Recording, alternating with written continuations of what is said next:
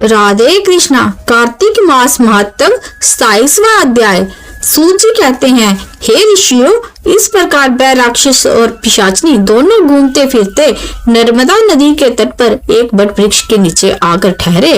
उस वट वृक्ष पर गुरु निंदक एक ब्रह्म राक्षस रहता था। उन दोनों को देखकर बैर राक्षस कहने लगा, अरे तुम दोनों कौन हो और किस पाप के कारण इस दशा को प्राप्त हुए हो। तब राक्षस रूपधारी राजा ने अपना तथा पिशाचिनी का संपूर्ण वृतांत सुनाकर कहा कि अब आप भी अपना वृतांत सुनाइए, क्योंकि आज से हम आपस में मित्र हो गए हैं, अतः मित्र से कुछ भी छिपाना नहीं चाहिए। तब ब्रह्म राक्षस कहने लगा, हे मित्र, मगध देश में बहुत समय पहले मैं प्रवीणा सोमदत्त नाम वाला ब्राह्मण था।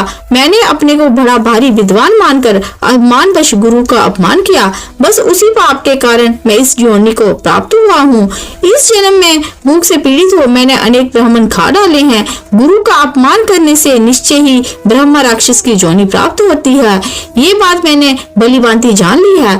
तब कालमाशपाद ने पूछा कि हे मित्र, गुरु की कोटि में कौन कौन आते हैं, अर्थात गुरु संज्ञा किन किन की मानी जाती है। तब ब्रह्म राक्षस ने कहा, वेदों को पढ़ाने अथवा सुनाने वाला, वेदों तथा नीति शास्त्र की व्याख्या करने वाला, वेदों के संदेह को दूर करने वाला, भय निवारण करता, अन्नदाता, शिक्षक, बुरे कर्मों से रोकने वाला, पिता, शबसूर, मामा, बड़ा भाई, गर्भ से मरण पर्यंत संस्कार कराने वाला तथा राजा इनकी गुरु संज्ञा है। अतएव इन सब की वंदना करनी चाहिए। ये सुनकर पुनः कलमाशपाद ने पूछा, हे भाई, तुमने अनेक गुरु कहे हैं, इनमें से कोई बड़ा भी है या सभी बराबर हैं? सोमदत्त कहने लगा कि हे मित्र, यद्यपि हम राक्षस हैं, साथ ही भूख प्यास से दुखित भी हैं, तथापि गुरु महिमा का वर्णन करने से कल्याण होता है, इसलिए मैं इसका वर्णन करता हूँ। सब गुरु बराबर हैं, फिर भी इस संबंध में शास्त्रों का कथन सुनो। वेद तथा मंत्रों का उपदेश करने वाला, धर्म शास्त्र तथा पुराणों के व्याख्याता व उपदेश करता, ये विशेष गुरु माने गए हैं। इनमें से प्रमुख गुरु वह है जो देव पूजन करावे, देव पूजा का फल बतलावे अथवा गुप्त मंत्र का उपदेश दे। हमने धर्म, अर्थ, काम और मोक्ष को देने वाले सभी पुराण गौतम ऋषि से सुने हैं। एक समय मैं शिव जी का पूजन कर रहा था कि उसी समय गौतम जी वहाँ पर आ गए। मैं पूजा में ही लगा रहा और मैंने खड़े होकर उनको प्रणाम नहीं किया। तब शिव जी ने गुरु का अपमान करने के कारण मुझे ब्रह्म राक्षस बना दिया। सूत जी कहते हैं, हे ऋषियों, इस प्रकार गुरु महिमा का वर्णन करने तथा सुनने से उनके पाप नष्ट हो गए। ठीक उसी समय उन्होंने कुछ दूर पर गर्ग मुनि को आते हुए देखा तो पिशाचिनी तथा दोनों राक्षस उन्हें अपना भोजन जान दोनों हाथ उठाकर उनकी ओर भागे।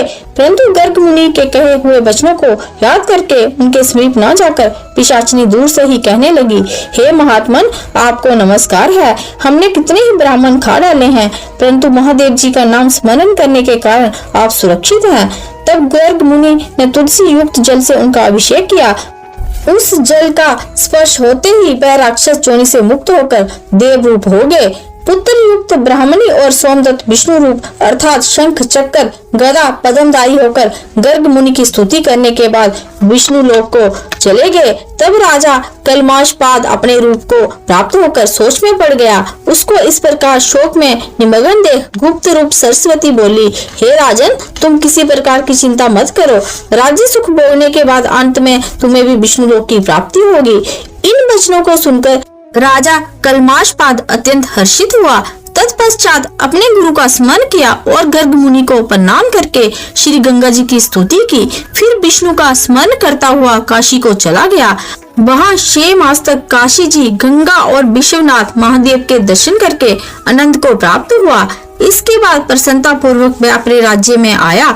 तब गुरु जी ने उसका अभिषेक किया। इसके पश्चात अनेक भोगों को भोग कर अंतकाल में मोक्ष को प्राप्त हुआ।